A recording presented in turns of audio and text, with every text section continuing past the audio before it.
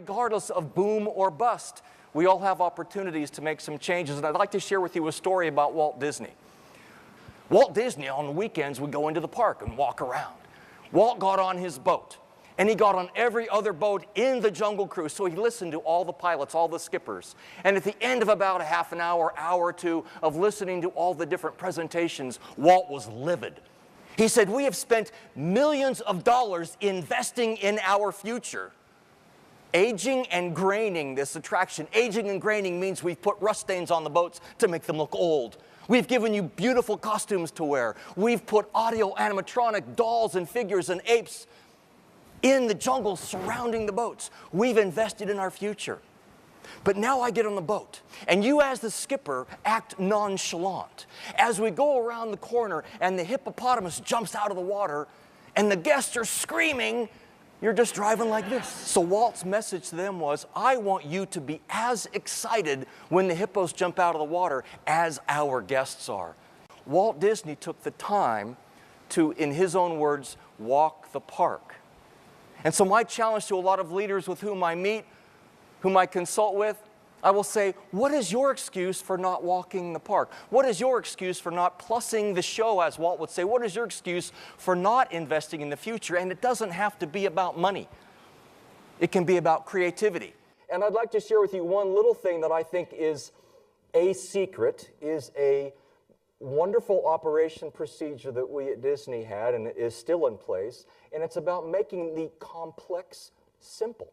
When you think about a Disney theme park, whether it's a resort or a theme park or a cruise line, you're inviting people into a very complicated environment. A theme park is essentially a giant factory, an environment into which you're inviting inherently stupid people. They're in vacation mode, right?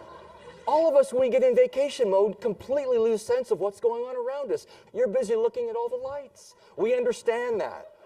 So the idea is for the thousands, hundreds of thousands of guests in any given theme park in a day, the thousands of employees, whom we call cast members, who are taking care of their needs, how do you make sure that the operations are repeatable? They're sustainable. Employee engagement, let me go back a slide, through popcorn empowerment is one more example of knowing the front lines better than the guest.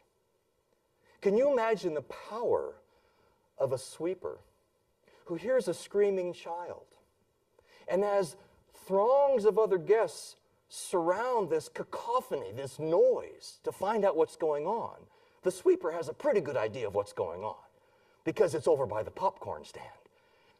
"Hey buddy, is that your popcorn?" And the kid is furious and yelling at himself, and mom and dad are furious and yelling at the kid and at each other. "Why did you buy that popcorn? It's too expensive." "Well, why did you bring us here in the first place?" That's bad show for mom and dad and for that kid. You might have 14 or 15 other families looking at this in unison saying, "Oh, this is no longer the happiest place on earth."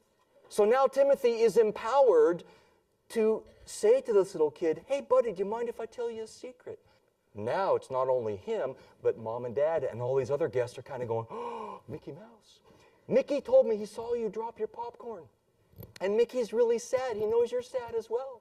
So Mickey wants to know if it's okay with your mom and dad if you can have this free box of popcorn." For about a 25-cent investment on the part of the company, maybe it costs you $4. The margins on popcorn are obscene. That 25-cent investment has engaged 15 or 20 guests. I also have an employee, a cast member, who's walking 5 feet off the ground when he leaves that interaction, ready and willing and able, looking for more things to solve during the day.